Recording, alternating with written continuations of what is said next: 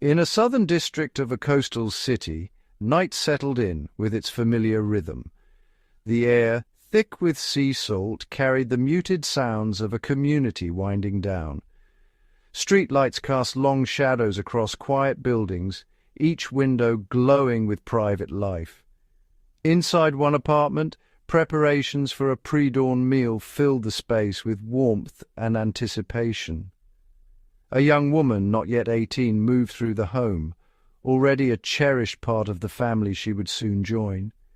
The city outside slept, unaware that the ordinary fabric of this night was about to be torn. The couple, immersed in plans for their future, believed in the peaceful continuity of life. Their evening was filled with hope, the promise of a new beginning.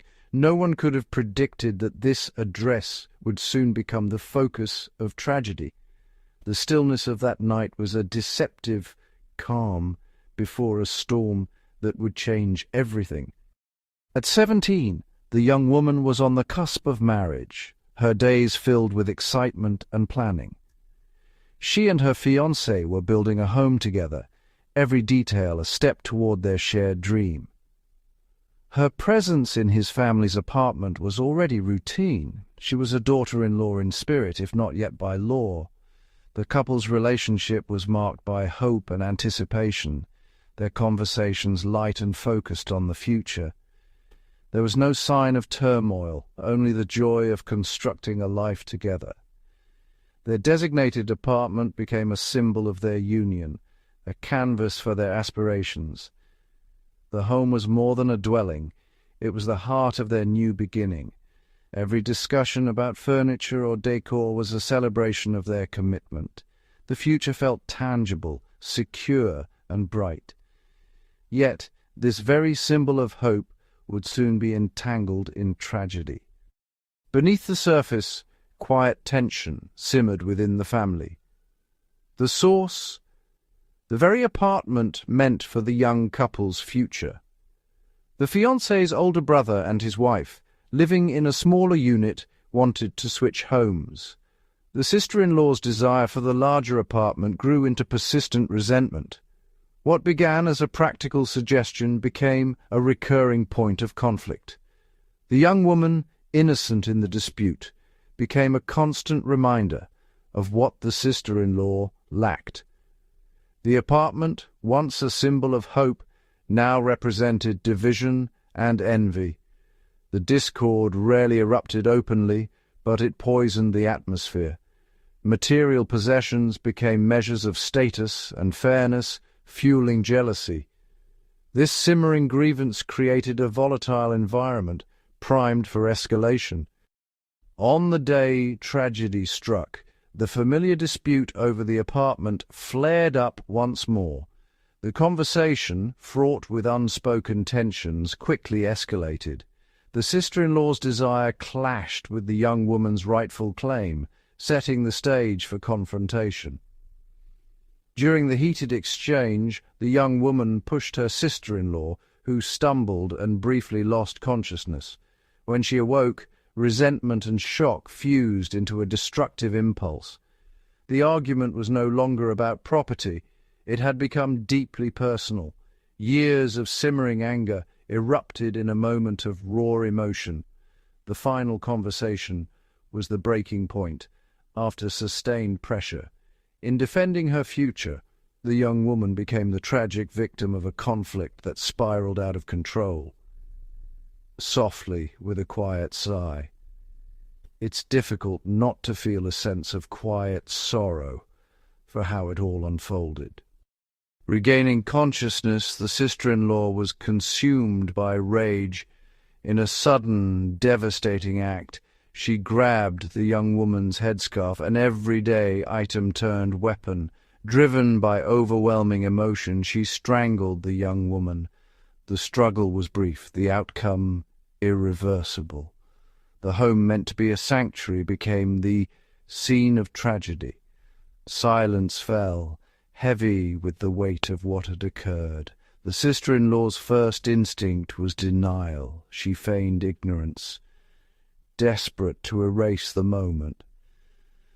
The room now held a terrible secret waiting to be discovered. This was not a planned crime, but a spontaneous explosion of rage. The consequences were immediate and irrevocable, setting in motion a painful search for truth. Hours later, the fiancé awoke to chaos and confusion. The young woman, vibrant and full of life just hours before, was gone. Shock and disbelief swept through the family as the reality set in. The sister-in-law maintained her innocence, deepening the mystery. The family was left grappling with an impossible loss and unanswered questions. News of the tragedy spread, drawing in authorities and the wider community. The fiancé, devastated, also faced public suspicion and rumors. The apartment was transformed from a home into a crime scene. The family became witnesses in a complex investigation. The discovery marked a brutal dividing line. Before, there was hope. After, only grief and the search for answers. I remember, just for a moment, noticing the faint scent of rain drifting through the open window, as if the world outside was untouched by what had happened inside. Maybe it meant nothing, or maybe it was something quietly trying to be noticed. Authorities responded swiftly to the report of a suspicious death. Police and ambulance services secured the scene, preserving crucial evidence. The young woman's body was taken for examination, confirming the need for a full investigation. Detectives faced conflicting statements and emotional turmoil within the family. The sister-in-law's denial complicated the search for truth.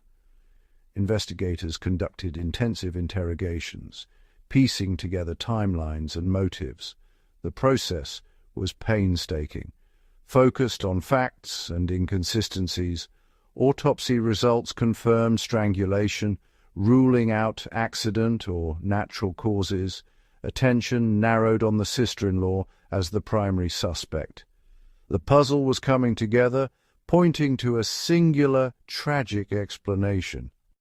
Under mounting evidence and questioning, the sister-in-law's denial slowly crumbled. The autopsy findings contradicted her story, leaving no room for doubt. Confronted with facts and inconsistencies, she confessed. She described the argument, the physical altercation, and the overwhelming rage that followed. She admitted to using the headscarf to strangle the young woman, confirming the investigators' theory. The motive was simple, destructive envy, not a calculated plot. With the confession, the case was officially solved. The sister-in-law was arrested, her status shifting from grieving relative to accused. For the family, the truth brought closure, but also deep betrayal. The loss was now compounded by the knowledge that the wound came from within. This tragedy shows us how quickly ordinary conflicts can spiral out of control. What started as a simple dispute over property slowly became a reservoir of resentment, just waiting for a spark. The final argument was that spark. In a moment, anger turned into something irreversible. The line between contained emotion and violence proved to be perilously thin. The real tragedy was not the conflict itself, but the silence, the failure to address it. Envy and resentment, left unchecked, quietly poisoned relationships. They distorted what people saw and felt. The sister-in-law's obsession blinded her. She could no longer see the humanity in her future relative. Preventing tragedies like this means facing conflict with empathy and honesty. In the quiet spaces of daily life, we must notice tensions and address them before they grow. The events in this home are a stark reminder. Unchecked emotions can turn silence into tragedy. Sometimes an untouched cup of tea on the counter says more than words ever could. In our own lives, what quiet signals are we overlooking, and what might change if we chose to listen?